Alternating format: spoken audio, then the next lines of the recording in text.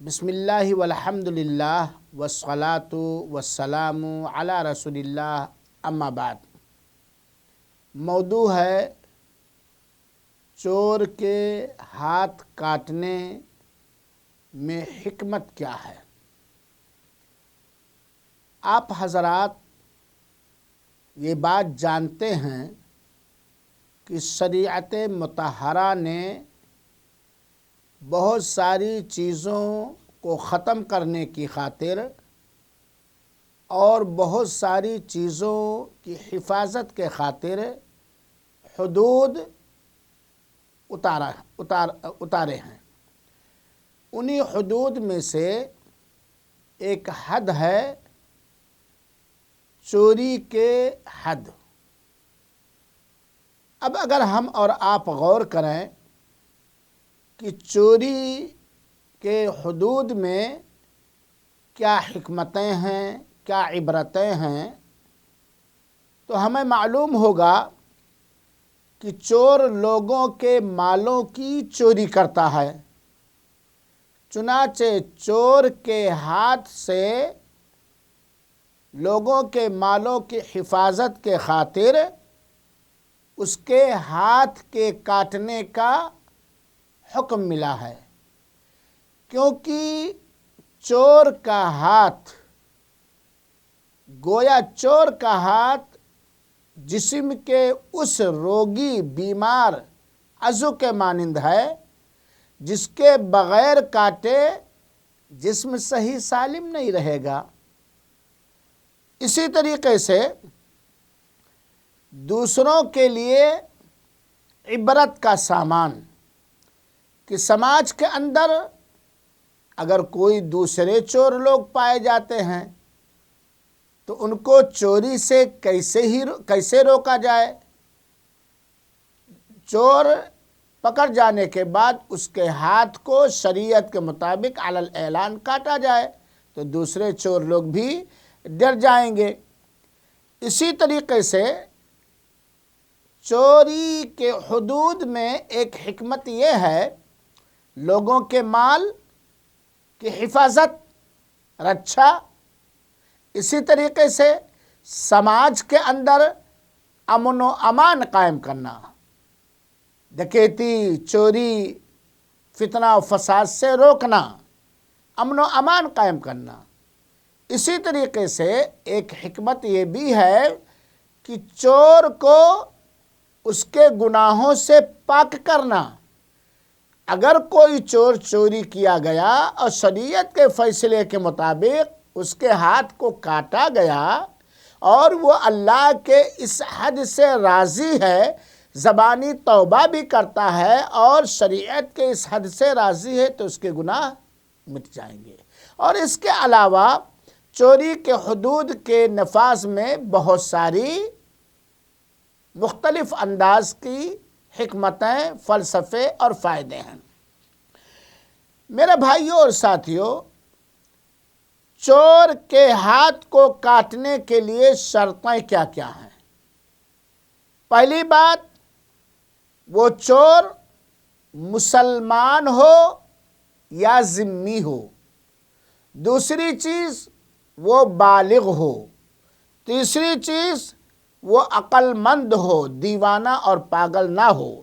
اور چوتھی چیز، وہ اس کو چوری کرنے پر کسی نے مجبور نہ کیا ہو زبردستی، وہ مختار ہو۔ اگر یہ شرطیں پائی جائیں گی تو اس کے ہاتھ کو کاٹا جائے گا۔ اسی طریقے سے وہ سامان جو اس نے چوری کیا ہے، وہ سامان، وہ مال محترم مال ہو، یعنی اس کی قدر قیمت ہو، نہ کہ وہ کھیل کود کے سامان ہو یا دارو شراب کی چیزیں ہو، یعنی قیمتی مال ہو، اس کا احترام لوگوں کے ہاں ہے، نہ کہ وہ کرکٹ بلہ کوئی چرا لے جائے، کوئی فٹ بال چرا لے جائے، کوئی بچوں کا بندوق چرا لے جائے یا دارو حرام چیزیں چرا لے جائے، نہیں، مال محترم ہو۔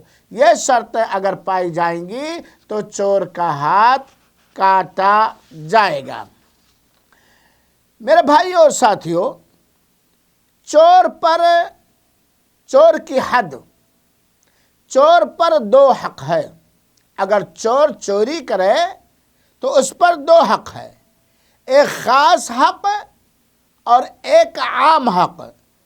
خاص حق یہ ہے کہ اگر چرایا گیا سامان اس کے پاس پکڑا گیا، یا چرائے گئے سامان کی طرح اس کے پاس کوئی سامان پایا گیا، یا اس کی قیمت پائی گئی، مان لیا سامان چرایا اور وہ سامان اس کے پاس پکڑا گیا، یا وہ سامان چرایا، چرانے کے بعد ادھر ادھر کر دیا، تو اس کی قیمت اس کے پاس ہے، اس کی قیمت اس کے پاس ہے، یا اس جیسا سامان اس کے پاس ہے، تب ایسی صورت میں اس کا ہاتھ کاٹا جائے گا۔ دوسری حق عام، اللہ تعالیٰ کا حق۔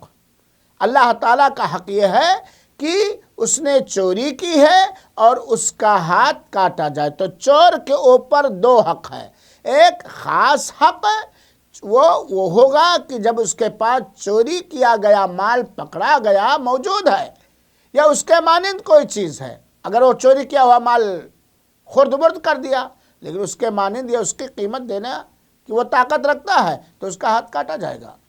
اور دوسرا حق کیا ہے؟ اللہ تعالیٰ کا حق، جب اس کے اندر چوری کی ساری شرطیں، ہاتھ کاٹنے کی ساری شرطیں پائی جائے تو اس کا ہاتھ کاٹا جائے گا، یا اس پر دوسری سزائیں، اور اگر ہاتھ کاٹنے کی شرطیں نہیں پائی گئی تو اس کے لیے حاکم وقت دوسری مناسب سزائیں متعین کرے گا۔ چوری کے حدود میں سے یہ پہلا حد ہے۔ دوسرا حد کہ اگر کسی چور کا ہاتھ، کوئی چور پکڑا گیا اور اس کے اوپر حد جاری کرنا ہے، تو پہلی بار اگر اس نے چوری کیا ہے تو داہنے ہاتھ کو کلائی تک کاٹا جائے گا، داہنے ہاتھ کو، اور کاٹنے کے بعد اس کا علاج و معالجہ کر لیا جائے گا گرم تیل میں ڈبو کر کے فوراً، تاکہ خون کا نکلنا بند ہو جائے، یا کوئی دوسرا ٹیکنالوجی کے حساب سے انتظام کیا جائے گا۔ اور اگر وہی چور دوبارہ چوری کیا تب بائیں پیر کے قدم کے آدھے سے کاٹا جائے گا، بائیں پیر کے قدم سے، بایاں پیر کا جو پنجہ ہے، قدم ہے، اس کے اوپر سے آدھا کاٹا جائے گا، یہاں تک کہ وہ توبہ کر لے، دوبارہ چوری کرنے سے توبہ کر لے۔ اسی طرح اگر کوئی شخص جیب کترا ہے اور چلتے پھرتے جو جیب کاٹتا ہے، تو ایسی صورت میں اگر اس کو وہ پکڑا جائے جیب کترا، تو اس کو دوسری سزا بھی دی جا سکتی ہے، ہاتھ بھی اس کا کاٹا جا سکتا ہے، اور اس کو جیل میں ڈالا بھی جا سکتا ہے، تاکہ چوری کے سارے دروازے بند ہو جائیں، چوری کے سارے دروازے بند ہو جائیں۔ جیسا حاکم وقت سمجھے گا ویسا وہ کرے گا۔ چوری کا نصاب کیا ہے، یہ ہم اور آپ جان لیں کہ کتنا وہ چوری کرے تب اس کے اوپر چوری کی حدیں لگائی جائیں گی۔ چوری کا نصاب لمٹ ہے ربع دینار، 1/4 دینار، یا اس سے تھوڑا زیادہ جب سونا ہو اتنا۔ یعنی کوئی شخص ایسے سامان کی چوری کیا ہے جس کی قیمت 1/4 دینار ہوتی ہے، تب اس کو ہاتھ کو کاٹا جائے گا۔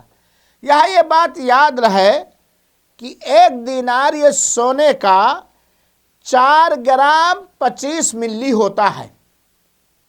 1 دینار کتنے کا ہوتا ہے؟ 4 گرام 25 ملی سونا، اور اب اس کا چوتھائی حصہ کتنا بنے گا؟ 1 گرام 0.6، 1.6 گرام سونا یہ ہوگا۔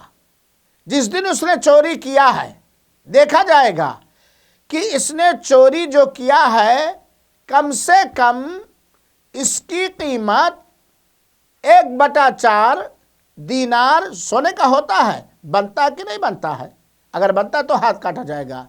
اب 1/4 جس کو ربع دینار کہا جاتا ہے وہ کتنا سونے کے حساب سے اس کا گرام کتنا بنتا ہے؟ 1.6 گرام. 1.6 گرام. اور کچھ علماء نے تھوڑا اور کم کہا ہے کچھ. تو اگر اتنی اب اس دن جو سونے کا گرام ہوگا 1 گرام 1.6 گرام جو جس دن وہ چوری کیا ہے اس کی جو قیمت ہوگی اتنی قیمت کا چوری کیا تو اس کا ہاتھ کاٹا جائے گا.